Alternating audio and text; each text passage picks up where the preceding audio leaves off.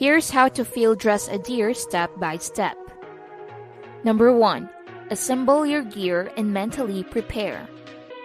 The only equipment you'll need are a sharp knife and a strong stomach, but latex gloves are also recommended. You're also in good shape if you have a gut hook tool. Remember to take off your watch and any valuables you may have. Number 2. Locate the broadhead.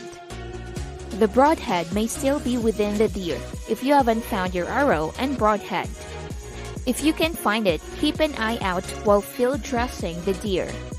Number 3. Cut a coring ring around the anus. Kneel behind the deer and cut a coring ring a couple of inches, deep through the skin or hide around the anus with the deer on its side or back. Retrace the coring cuts deeper into the pelvic canal to cleave connected membranes and liberate those remaining few inches of colon. Take care not to pierce the colon. Its contents have the potential to contaminate meat. Number 4. Position the deer. Find a slant and place the deer belly up with its head raised. To keep the body in position, spread the hind legs and have a friend keep them apart. If you're alone, wedge pebbles or wood under the cadaver ribcage to keep it secure. Tie each leg to a tree to make things even easier. Number 5. Make your first cut. Grab the flesh between the back legs where it makes a V. This is located directly below the doe's milk sac or the buck's testicle. Cut a shallow slit into the skin, about 1 inch long. Cut and remove the genitalia if it's a male. Number 6. Cut up the midline. Using your first incision as a guide, cut open the belly from the pelvic bone to the breastbone with a gut hook. Hold your index and middle fingers into the opening to separate the hide from the organs, and guide your knife if you don't have a gut hook. To avoid puncturing organs, hold your knife with the blade facing up and cut all the way to the sternum or ribcage. Do not cut any further if you plan to have the deer mounted by a taxidermist. If you're not taking it to a taxidermist, straddle the deer with the blade, facing away from its head so you're above the chest cavity. Cut all the way through the sternum or ribcage to the neck. This necessitates powerful, consistent leverage, but it isn't difficult. Do not sever the neck. Number 7. Cut the diaphragm. The diaphragm is a thin membrane that connects the chest and abdomen. To get the organs in the chest cavity, it must be sliced away.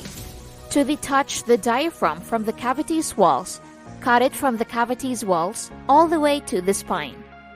Number 8. Cut the windpipe. Reach up and grip the windpipe above the lungs and heart with your free hand. Pull it taut by holding it tight and pulling it toward you. Take your knife with the other hand and carefully reach up to the windpipe, severing it to free the entrails. Cut the heart and liver free and place them in a plastic bag if you want to keep them. Number 9. Remove the entrails. The heart, liver, lungs, intestines, stomachs, and bladder can all be removed with one long, forceful pull on the windpipe once the anus has been removed. The diaphragm has been cut and the windpipe has been severed.